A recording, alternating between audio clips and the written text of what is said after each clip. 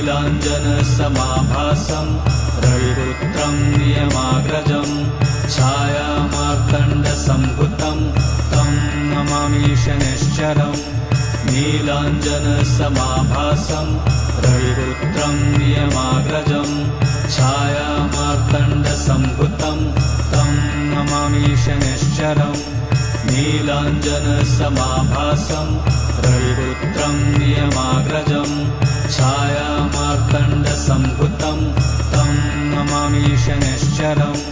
नीलाञ्जनसमाभासं रविपुत्रं नियमाग्रजं छायामार्तण्डसम्भुतं तं नमामि शनैश्चरम् नीलाञ्जनसमाभासं रविपुत्रं नियमाग्रजं छायामार्तण्डसम्भुतं तं नमामि शनैश्चरम्